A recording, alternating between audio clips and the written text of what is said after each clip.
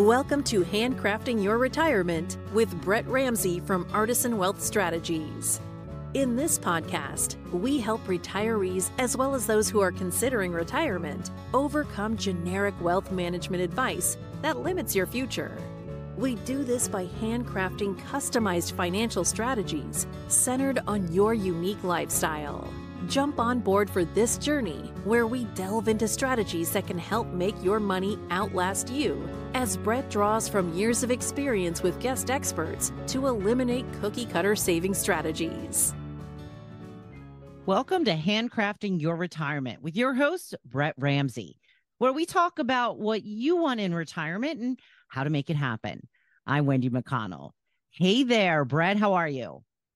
I am well today, Wendy. And yourself? Oh, I'm doing well as well. There you go. Well.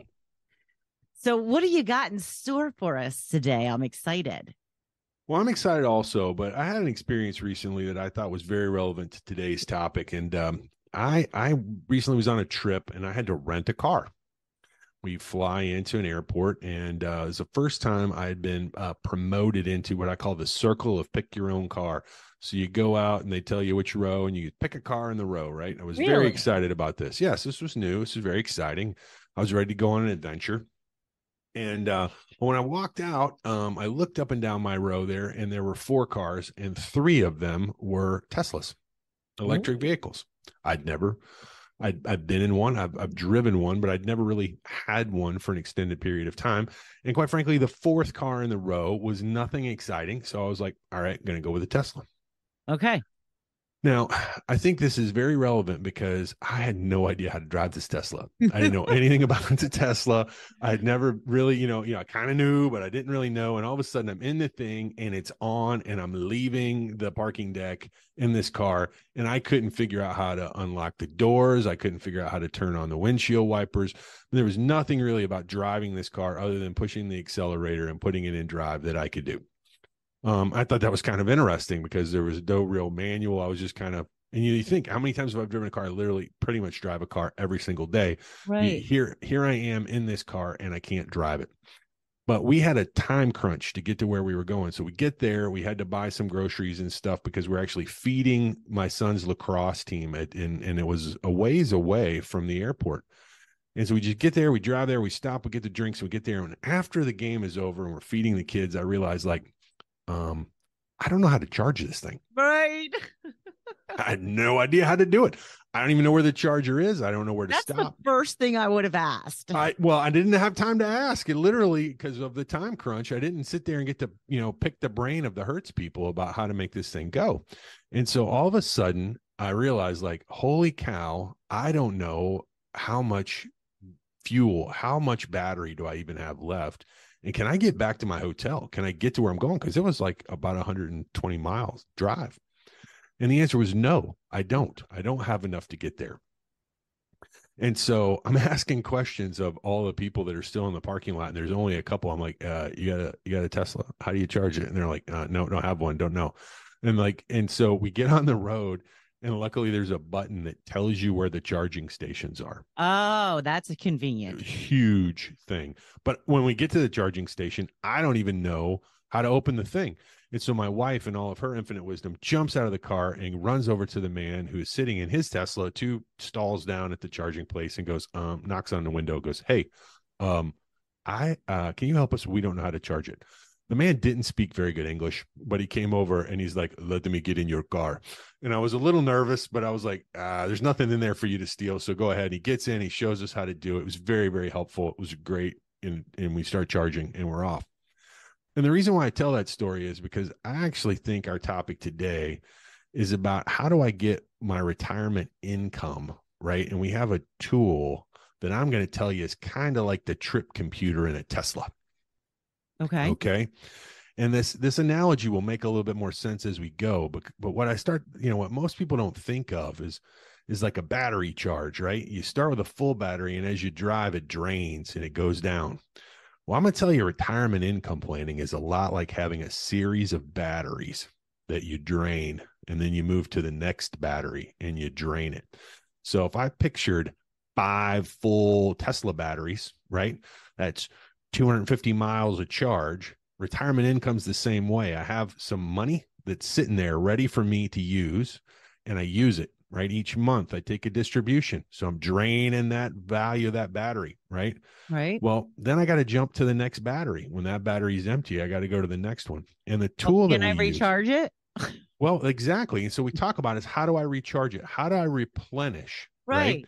That battery. And that is exactly what our topic is about today, is because I think this is one of the most financially, mathematically challenging ideas that our clients face, right? Which is, if you just think about the idea, is that while I'm working, basically what I'm doing is I'm charging the batteries. I'm putting deposits into my account and I'm building the values, right? They're growing. I'm not taking money out of the accounts. I'm putting money into it. Right. But when I start to retire, I start to actually drive. I actually start to take some stuff out of my storage. I take some of the battery juice out, right? And that is scary to people, right? Is they're like, holy cow, how do I manage this, Brett? I mean, I spent, 30, 40 years putting it in, and now I've got to take it out. And just that switch of mindset and the change of how we think about it. And I liken it to, for me, it's the first time that I ever drove an electric car for any distance. I was thinking to myself, I'm so used to going to the gas station and refilling. Well, that's the paycheck, right? That's when I'm working, that gas station mindset is the paycheck. And there's always one, right? I don't have, for the most part, unless I'm driving way out in the boondocks somewhere. I mean, all I got to do is go down a couple miles and there's another gas station, right? Yeah. They're everywhere. Right. And so that every couple of weeks, I got another paycheck coming in. It puts more money into my bank account and fills it back up again. Right. Mm-hmm. Well, how do we do that in retirement? And I just think that this is an idea that's really hard for people to kind of understand, that transition, that thinking. And then also, how do I start to plan that out for very far in advance? Because once again, if I'm healthy, and we've talked about on past episodes, most people are going to retire somewhere, so to speak, in their early to mid 60s. And most people's life expectancy is early to mid 80s. So we're talking about maybe 20 to as many as 30 years of retirement. And it's so hard to think out of refilling my battery 20 years from now, right? Especially as I see I'm draining it right now. I'm taking money out. And so how do I manage all of this? And so this toolkit that we've put together is one of the most important things to help our clients visualize kind of this process of kind of exactly what you said. I'm going to use some of it. I'm using some of my battery, but how do I replenish it? How do I recharge it? How does all of this work? And do I know if everything is on track, so that if I make a decision today, I'm not damaging or destroying my retirement from 20 years from now, because I won't be able to work then. I won't be able to just go back out, go to the gas station, so to speak, and replenish it, or go to the work and get a new paycheck and put more money in. So that's why I think today's topic is so important. So that's one of the issues, is when you are in retirement, there really isn't a way to recharge or replenish. Well, there is, but it's different, right? So that's why one of the things that we talked about last time is we talked about this concept of when we need our money, right? And we talked about when is the key first question that I always talk to people about when they're first thinking about retiring is, okay, when would you like to do that, right? When do you need to start drawing money out of your storehouse, out of your storage, out of your battery, right? But then also, how do we replenish the battery? So remember, I talked about now money and later money, right? Yeah. And it's very important that the later money can actually recharge itself. Okay. Because I can make investments. I can invest in something so that the value isn't static. The value changes. And hopefully over time, that value grows. And that value grows at a rate greater than I'm taking it out. Okay. And if I can grow my money at a rate greater than I'm taking it out, what happens to my money? It also grows. Mm-hmm. But if I am taking it out and I'm trying to grow it at the same time, that's why it's so important to split my money into different time segments, different portions of time, so that all the money isn't trying to do the exact same job at the same time.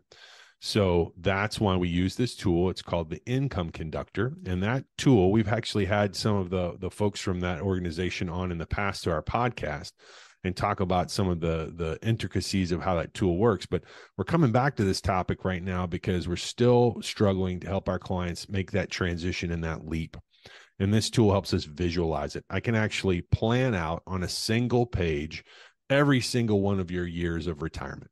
And I can map out exactly how we're going to make your money last over the course of that retirement, year by year. And then we can talk about what has to happen in each one of these little, we call them time buckets, right? We make little segments, usually in 5-year chunks. So if I've got a 25-year retirement, I'm going to have 5 time segments, right? Mhm. And then I fill them up, right? So like right now, I'm only working on time segment number 1, and it's draining. But time segment 2 is actually growing in value, and 3 and 4 and 5, they're growing, right? While I'm using number 1.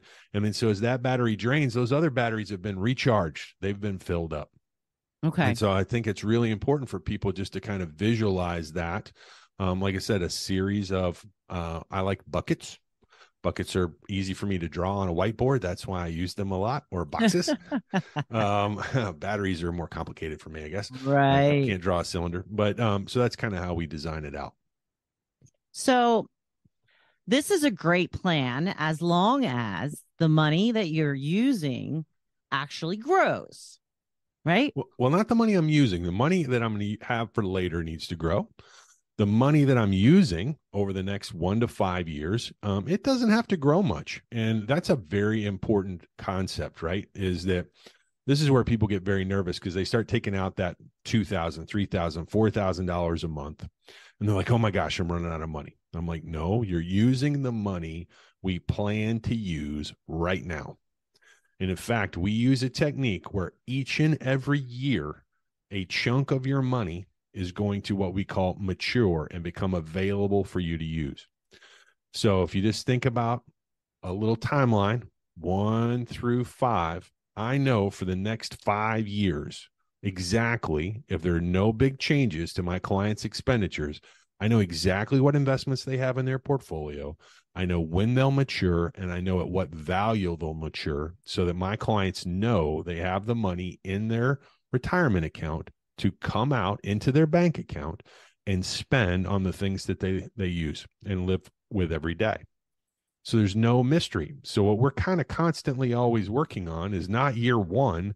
We're working on year 6. That's where we start to fill up the batteries. Right. So the other investments that I make, the later money, they're going to have dividends, interest, income that comes from those investments. I take that money and I invest it for 6 years from now. Okay. And what's so strange, my clients are like, why are you always asking me about 6 years from now? I'm like, because if I can be thinking that far ahead and planning out, like on my trip with my Tesla, like I had to know where I was going to stop and recharge my batteries. Right. And so for my clients, that recharge point is 6 years from now. Right. And so if I know for the next 5 years that I know where my money is coming from to live on every month, then am I even remotely worried about what the value of a stock market investment is today? The answer is no. I don't care what it is today because I don't need those things in my portfolio today. Because the things that are in my portfolio, I know exactly what I'm using today. I know exactly where today's money is and tomorrow's money. And quite frankly, the next 5 years' money, I know where it is. Okay. And so by using this tool and being able to break into these time segments or these time chunks, I don't have to oversweat, get nervous, anxious, fearful about today because today's covered, right? Today we know, and tomorrow and the next month, and quite frankly, the next 5 years. And so that brings the anxiety level for my clients way down, right? And so I talk to my peers that are in this industry that help other clients, and I ask them what their number one challenge is. And normally it's like when we have volatile investment markets, their phone lights up like a Christmas tree, right? There's all these inbound phone calls, all these nervous people. And I don't say this out of arrogance or because my clients don't care.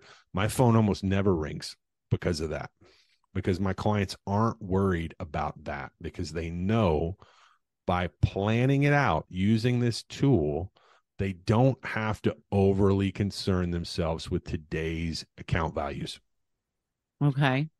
We still want them to grow, though, right? Over time, we want them to grow. And over time, they traditionally do. And when I say over time, and there's a reason why we use 5-year chunks, and I try not to make this a math exercise, but it gets into how volatile markets are and how long it takes usually for markets to recover when it has a volatile event. And I won't take you through all of the history, but what I do like to think of is, let's just go back to our most recent, most volatile experience.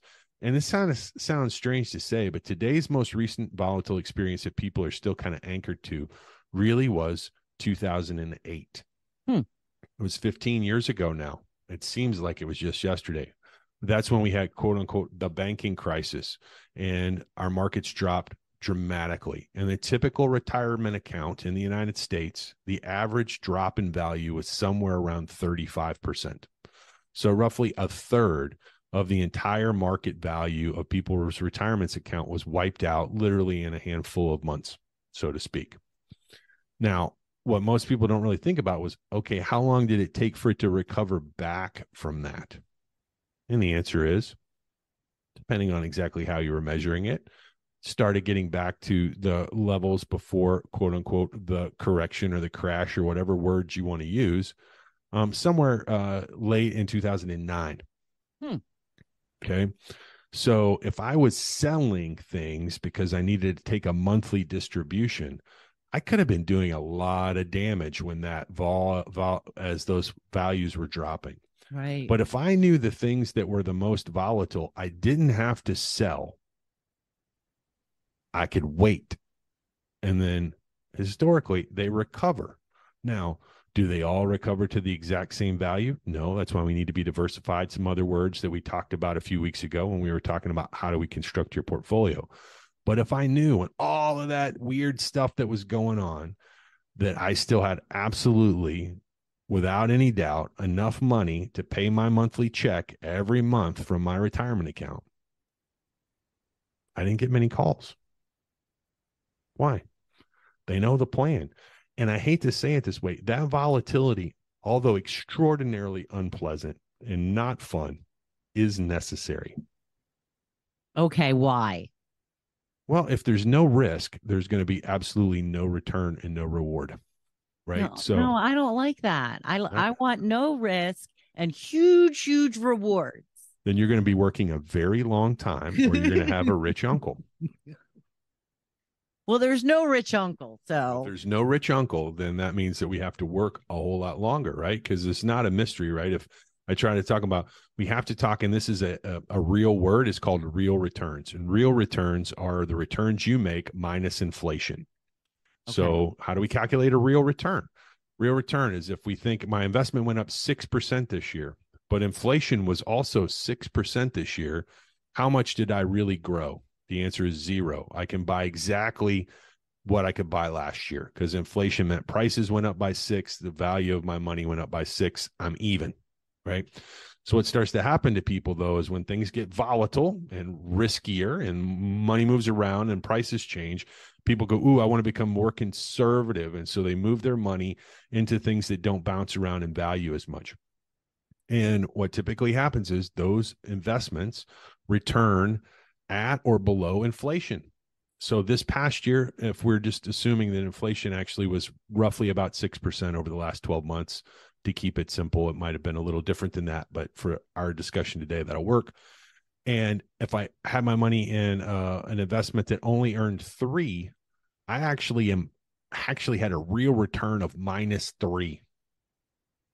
Right.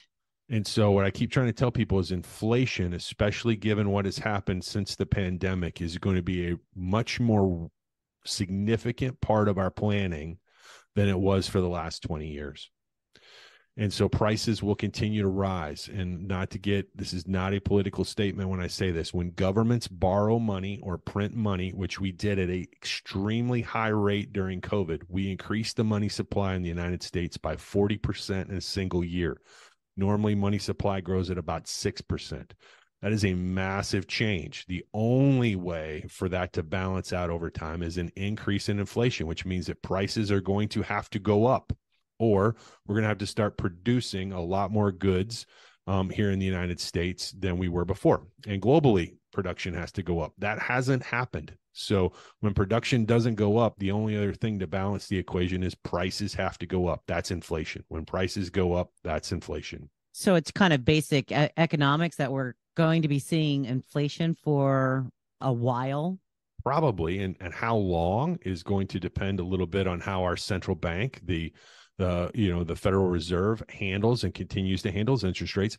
But you and I, we can't control that. That's Right. out of our control. The only thing that we can control is how we take the resources we have control over, our assets, and how we invest them. Well, if I know that in the short term interest rates are going to go up, then I have to earn more to keep up with inflation, to be able to keep buying the same amount of stuff that I was buying before. So that's why our strategy of putting things in time segments or time buckets is so crucial.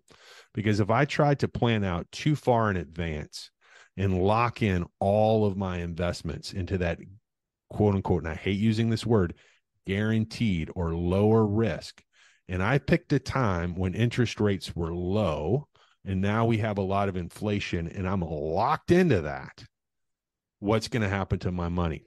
Mm-hmm. Well, I didn't lose it, but it buys less than it did before, right? Okay.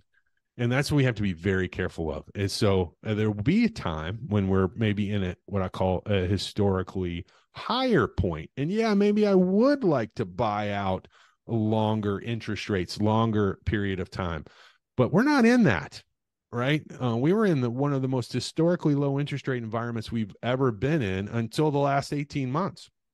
And so is that going to keep going up? I have no idea. No one does. There are a bunch of people forecasting it and projecting it, and that's great, but most of them are going to be wrong because that's how forecasts and projections work. So what we try to tell our clients is let's not be in the guessing game. Let's not try to figure out where everything's going, but let's break our money into some chunks, some now chunks, which once again we define as the next 5 years, and then some later chunks.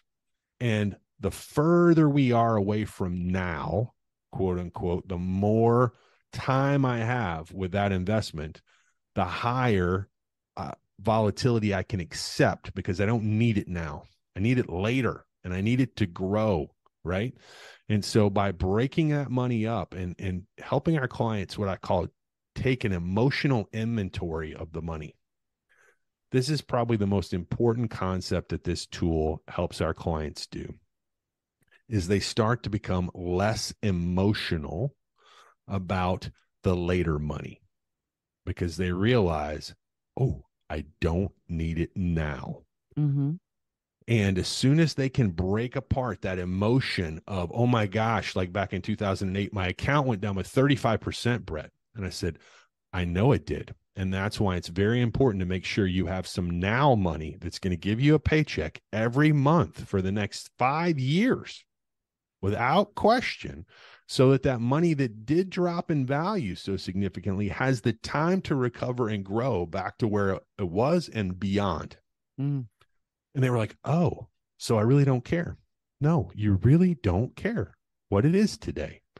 You need it to do what it does over time. You need the markets, and I don't like to be an economist. You need the markets to be efficient because efficient use of capital means that things will grow. Right? When we're healthy, we're growing. That's what our country has always done. That's why our country's economy, up until recently, was the largest economy in the world. And it takes a country that has 4 times more people than we do to have a larger economy than us.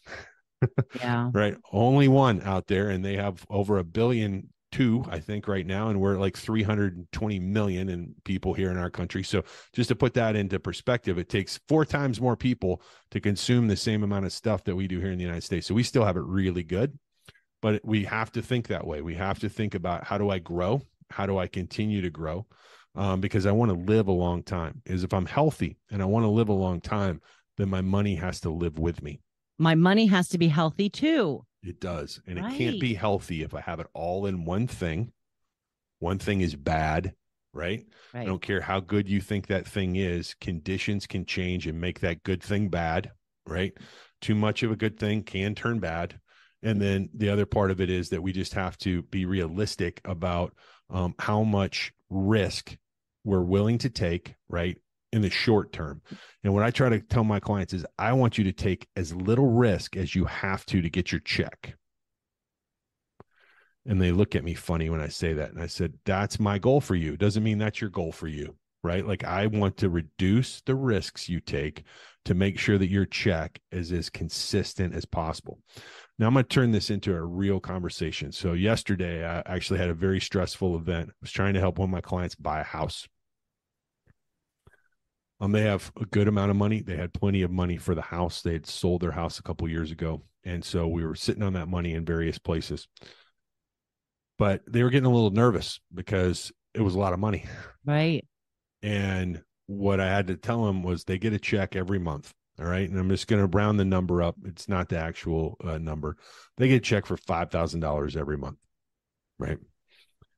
And they're like, well, and the value of the home, once again, let's not go crazy with these numbers here, but let's just say they needed, $125,000 deposit for their home. And they're like, geez, if I take this money out and I buy this house, how do I keep getting my $5,000 a month? That was a real question, right? Well, because it's from a different bucket. Right, exactly. So when they sold that house, I put that $125,000 not in the $5,000 a month bucket, but in what I call like a special bucket over here, which is sometimes I label it emergencies, but most of the time I label it stuff I know you're going to need.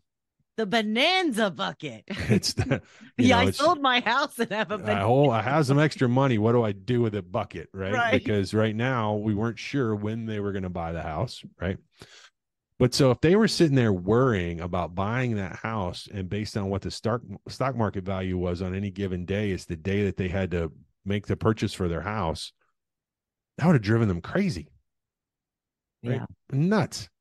And the problem was I didn't know exactly when they were going to buy that house either. So I just had it kind of sitting there. Wasn't doing much, just doing a little bit of something because we didn't know when we were going to need it. So what I try to tell people is that when we know the when of the money, then I can align the what I do with it. And so that's why this tool, this Income Conductor tool, does exactly what it says it does. It helps us conduct out over time the same way a good band leader would run their orchestra and conduct all the different instruments and play them at the right time, at the right notes. We lay this out over time. The same way that when I'm planning a trip now and I have a Tesla, I have to know where the charging stations are, right? Because I'm going to tell you, at like 11 o'clock at night, when you're driving on a road in the middle of New York and you don't know, and I'm not New York City, but New York State, there's a lot of nothing out there. Okay. And all of a sudden I'm like, holy crap, I'm going to die. I'm going to get eaten by a bear because there's nothing out there. There's no charging stations, right? And so I think a lot of people, when they think about retirement, that's what they start visualizing, right? Is I'm going to be out there. I'm going to be all alone and no one's going to be able to protect me. And I'm not going to have what I need when I need it. And what Income Conductor allows us to do is to plan out when you need it. You can see it. We know when we need to stop at the charging stations. We know when we need to fill up the batteries, and we have a great plan. And then when life's unexpected stuff comes up, we can adjust to it easily because we know where we're at. Like I said, I wasn't freaking out because I had planned for them to buy that house. I didn't know when, I didn't know where. And that changed 3 times during the course of 3 years because their family circumstances changed during that time. But that money was there for them when they needed it to do exactly what they needed to do. So that's why I encourage everyone, if you got to have an income conductor plan, right? You got to know, when am I going to take this money out? Because then I can start actually making investments that make sense, right? That have some kind of a logical plan to them. And I'm not going crazy worrying about driving out in the middle of nowhere and running out of juice, right? And having my battery die. I think maybe the biggest lesson that we've all learned today, Brett, is that, don't get a car you don't know how to drive when you need to rent one. Or make sure you have a co-pilot that understands how to run it. And my wife was not an excellent co-pilot, but this very, very nice man that we met at the charging station would have been a great co-pilot because he knew how to work the car. And so I think for my clients, I'm the co-pilot. Yes. Right. They get to go drive their car. Right. Then I know how to run it. I know how to maintain it. I know how to fuel it. I know everything about that car that you need to know about that car so that you can go out and just enjoy your road trip. Just do donuts. I did. I almost flipped it. You know, I can I tell you, talk to your wife. those things can really go fast, Wendy. Let me tell I'm you. surprised that your wife agreed to this. No, she was gripped onto that door like no tomorrow and smashing her little feet into the. I meant to just picking the Tesla. She was not there when I picked it. She was getting the That makes bags. complete sense. Okay. When I pulled up at the baggage claim, that's our deal. Is because I go get the rental car, and she gets the bags. Okay. And then when I put them in the trunk, so that's how it goes. But I can tell you that I'll drive your retirement a lot more safely than I was driving that Tesla. Good to hear. Because that thing can really go. But I think that's a little bit of the challenge for some of our listeners as well, right? Is that when you're new to something, when you don't really know how it works, right? And I didn't. I'll be honest with you. I just knew that if I pushed that accelerator, man, it would whip your head back and you could go. And sometimes when we're thinking about investing and we're doing all these things, like we hear of our friends they're driving that Tesla, man, they're going super fast, right? But we don't know the other things in their portfolio. And so we've got the wrong idea of how we need to build our portfolio because of what our friends were telling us, right? And so that's what I try to tell people is you really need someone to be that conductor for you that really knows how to operate the whole thing, right? That knows how to put all the pieces together. Because if you're doing it based on your own experience, you've never done this before. If you're doing this just on the experience of your friends, they may not have the same needs that you do. You really need a conductor that can really understand how to put the whole picture together, put the right time chunks together for you based on what's important to you of when you need your money, and then it's in the right places. And hopefully that's what our clients and our listeners today get out of this, is that if we have a good plan, we have a good conductor, we know how we're putting our plan together, then we don't have to worry so much about the day-to-day, because we really just have to look and say, are we on track?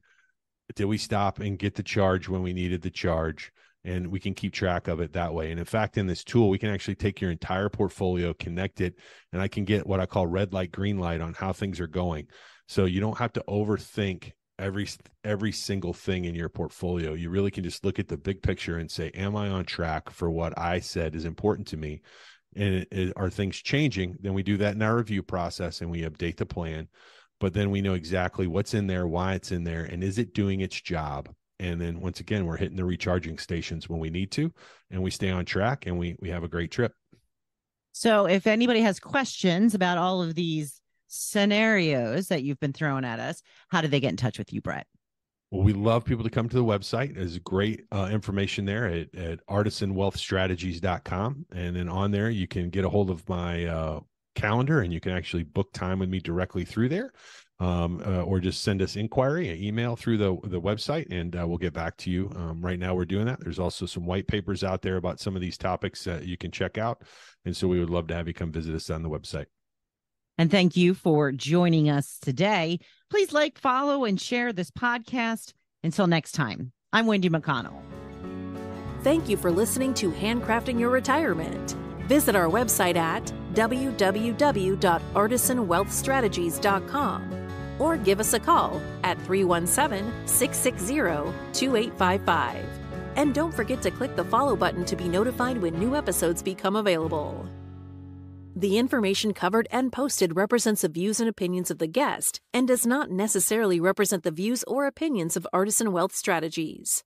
The content has been made available for informational and educational purposes only. The content is not intended to be a substitute for professional investing advice. Always seek the advice of your financial advisor or other qualified financial service provider with any questions you may have regarding your investment planning. Securities and advisory services offered through LPL Financial, a registered investment advisor. Member FINRA, SIPC.